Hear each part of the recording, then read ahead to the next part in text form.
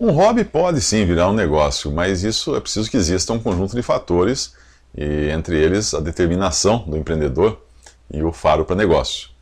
Determinação e paixão também, só isso, se só tiver isso, não basta, mas é preciso uma visão também de mercado, uma visão de lucro. E muitos hobbies, por mais interessantes que sejam, jamais se transformam em negócios lucrativos, simplesmente porque não existe um mercado para eles ou por não serem capazes de gerar escala, né?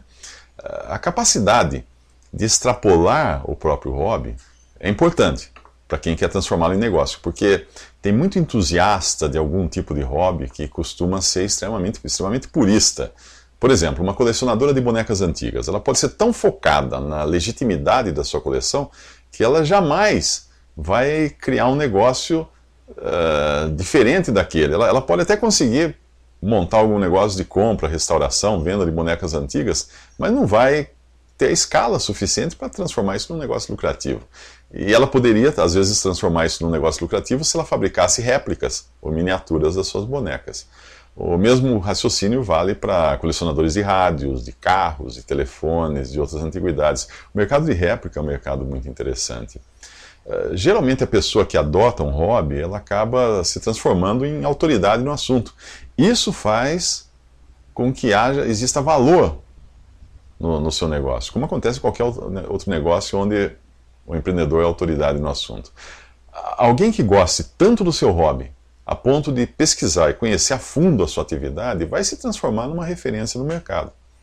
Isso também pode servir muito na hora de conseguir projeção para o negócio, conseguir comunicação, fazer o seu negócio aparecer. Nós sabemos que a imprensa sempre busca pessoas especializadas nas mais diversas áreas, né, para agregar valor às matérias que são publicadas na mídia. E quando o especialista é também empreendedor na mesma área, que está sendo coberta por uma matéria numa revista, por exemplo, para o jornalista isso é unir o útil ao agradável. Um campeão de iatismo, por exemplo, que fabrique seus próprios veleiros, certamente terá um espaço maior de exposição do que um fabricante de veleiros ou um esportista, simplesmente, né? Isso por causa da sua especialidade e também por sua capacidade de empreender.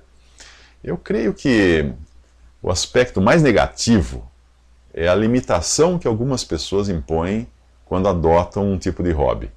Algumas pessoas adotam uma atitude de altivez em relação aos outros. E isso é comum em pessoas que amam o seu hobby.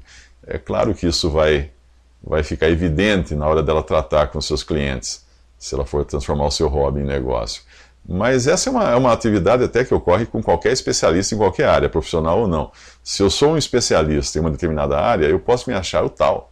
Vou me achar tão importante, tão entendido, tão especialista, que eu vou acabar desdenhando de todos que não sabem tanto quanto eu.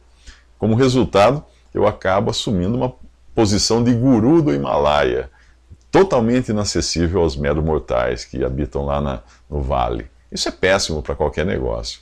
Por outro lado, eu posso errar também em outra direção. Eu posso subestimar a minha experiência e a minha capacidade por achar que qualquer pessoa comum seria capaz de fazer a mesma coisa que eu faço. Então eu acabo desistindo de transformar a minha experiência em um negócio porque eu acho que é muito banal isso que eu sei.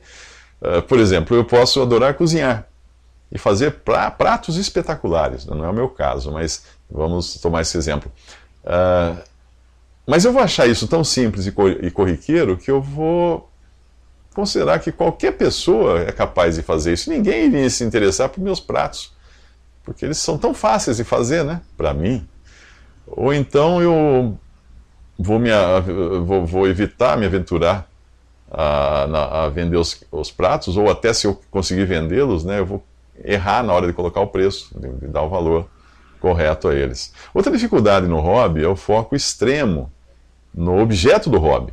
Se eu sou pintor e o meu desejo é lucrar com o meu hobby, eu preciso estar aberto à possibilidade de meus clientes não estarem interessados na minha arte. Mas talvez eles se interessem naquilo, no meu quadro, como um objeto de decoração para preencher uma parede vazia, né? O pintor vai odiar isso. Então eu preciso ser maleável o suficiente para desviar um pouco o meu foco, né? E sair de artista, sair para uma pessoa que produz objetos de decoração. Né? Não só os meus, mas eu posso até produzir ou vender outros objetos de outros autores também, de outros fabricantes de objetos de decoração, para não chamar pintores. Se você for maleável, você vai acabar descobrindo mais admiradores interessados no seu trabalho. E se você for mais maleável ainda, mais flexível ainda, como pintor, que eu estou dizendo, né, nesse exemplo, você vai encontrar talvez pessoas que estejam mais interessadas nas suas molduras do que nos seus quadros. Aí o negócio toma outro rumo. Quando o hobby se transforma num negócio, a coisa muda de figura. Quem faz algo por lazer, faz porque gosta e faz nas horas vagas. E não está sujeito à pressão, não está sujeito à exigência da clientela. Então a pessoa que pretende transformar o seu hobby em negócio, ela deve se perguntar se ela está disposta a fazer aquilo 8 horas por dia, mesmo quando não estiver inspirada, né? E nem quando estiver animada para fazer aquilo. E mais, ela deve também entender que o hobby transformado em negócio traz consigo outras responsabilidades. Traz consigo a necessidade de habilidades como marketing, vendas, atendimento ao cliente, administração, finanças, etc. É claro que para quem gosta do que faz, isso nunca é visto como trabalho, mas nem sempre o candidato a cozinheiro está disposto a passar as noites de sábado e domingo grudado em um fogão com 100 clientes esperando e reclamando o prato sair e achando que está uma droga a comida que ele fez. Eu creio que o setor que predomina hoje, seja de informática, né, nessa área de hobby, nós temos toda uma geração aí de jovens que vai direto da casa para o mercado, do seu quarto para o mercado. Mas tem negócios mais tradicionais também que podem ser transformados em negócio, hobbies que são transformados em negócio, como confecção, por exemplo. Geralmente começa com aquela costureira que ela adora costurar para a família e ela vai ampliando a sua atividade até transformar num negócio. Eu creio que é mais comum entre as mulheres alguns tipos de hobby, porque muitas mulheres têm a necessidade de transformar em negócio o seu hobby, porque elas já fazem essa atividade no tempo que seus filhos são pequenos, ela tem que fazer em casa alguma atividade. Então é bastante comum mulheres transformarem as suas atividades de hobbyistas em negócio. É preciso lembrar também que hoje muitos lares brasileiros são encabeçados por mulheres. E elas se desdobram em administrar a casa, a família, e ainda assim precisam achar algum jeito de garantir uma fonte de renda. Outra característica que você encontra mais, que dita mais, né, que determina que são mais mulheres que acabam criando hobbies produtivos e transformados em negócios, é que o fato de, por exemplo, mulheres gostarem de cozinhar, mulheres gostam de costurar, e esses são hobbies que têm um potencial enorme de serem transformados em negócio. E isso é uma coisa que geralmente ela já fazia antes, né, de ser uma empreendedora, uma empresária. Um homem, por exemplo, que gosta de jogar futebol, né, dificilmente ele vai se transformar num jogador de futebol profissional ou num empreendedor do segmento esportivo.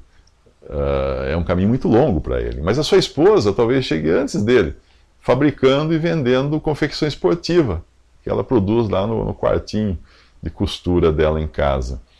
Geralmente quem tem um hobby é uma péssima pessoa para administrar aquilo como negócio. É comum você ver isso em profissionais de informática. Eles são verdadeiros gênios, mas não são capazes de vender a sua genialidade. Então resta a eles trabalharem de funcionários de alguma empresa, onde eles podem então continuar desenvolvendo seu hobby e criando software, programas, sistemas, né, enquanto garantem o sustento do seu e da sua família. Portanto, quem tem um hobby deve fazer primeiro uma autoanálise antes de decidir se transforma ou não aquilo em negócio. Se ele for incapaz de administrar ou de vender o que ele faz, é melhor procurar quem faça essa parte para ele, seja através de uma sociedade com alguém, uma parceria. Não são poucos os artistas que só decolaram depois que conseguiram um bom empresário. Eles eram muito bons na sua arte, mas não tinham capacidade nenhuma de transformar sua arte em negócio.